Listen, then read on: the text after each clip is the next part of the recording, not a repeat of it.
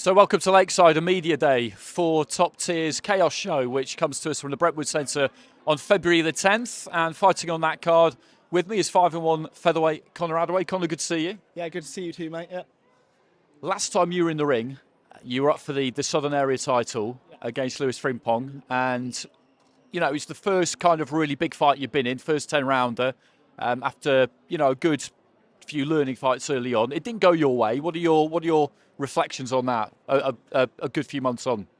Yeah, obviously, it was a disappointing night for me. I really thought I'd take home the win, and it didn't happen. And but I learned a lot in that fight, and I'm looking forward to putting that to bed in the next one.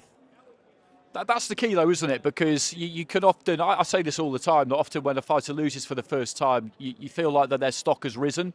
Yeah. And that they'll have learned more from that one fight than all the others combined. They're all kind of cliches, but they're cliches for a reason, aren't they? Because, you know, they're true.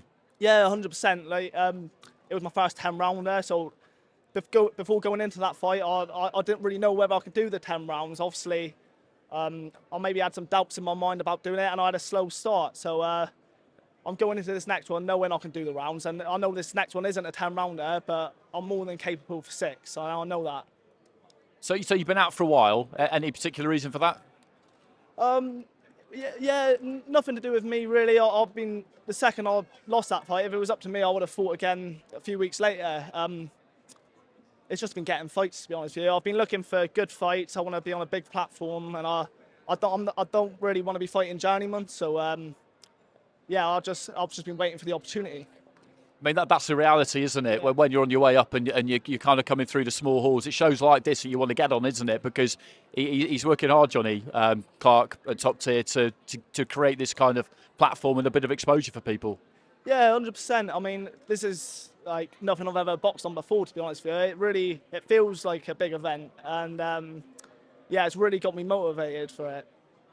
And you know all about the realities of the boxing business, because we were just chatting before we started recording about your brother Chris, who, you know, was always a bit of a favourite of mine, boxing in the away corner. I love the away corner lads because they, you know, it's just so, they know what this is. They know what this is, and a lot of them are so much better than their record suggests. But how much have you learned from not just him as a fighter, but from how his career went?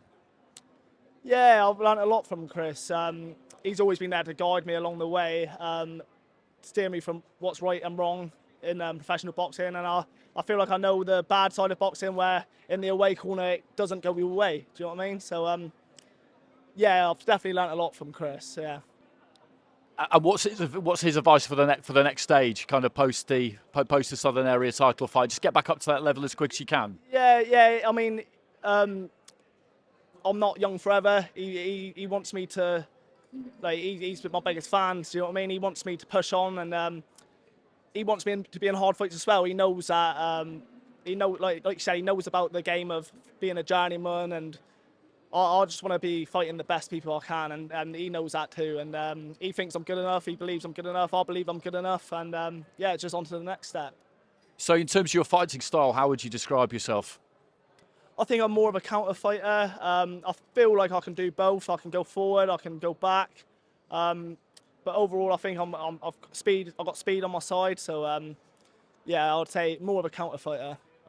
And I guess the key this year is just to be as active as you possibly can be. Get this one done on the 10th. Yeah. Put in a good performance, however that comes, stoppage rounds, whatever it may be. But get out again as quick as you can. Yeah, exactly. The key is just to get out, get the win, and hopefully get onto titles next. And how are things looking down your neck of the woods? Because I was talking to Brad Pauls not that long ago about boxing down in Cornwall, and he kind of felt like he had to move away to really sort of move his career on. But the good thing about something like that is that if you can gain a bit of momentum, I always look at Billum Smith and feel like you just never know, do you? Something could happen. Yeah, exactly. Yeah, I know Brad moving away. The shows down in Plymouth were doing well for a little while, for a couple of years. Then, well, COVID hit, and then it started to take a backward step again. And then we got the shows back on again. But yeah, obviously it's not the best up there, down there. Sorry. Hence why I'm having to travel. I'm willing to travel. I'll travel anywhere to fight. But yeah, it'll be nice if I can get some momentum to get things back going on down there. Yeah. Okay, just give us an idea of what we're going to see on the 10th from you. Just getting the win. Just getting the win, solely getting the win. That's all I'm focused on. Whether it comes knockout points, it don't matter. Just get the win. Okay, good to talk to you. Thank you, mate.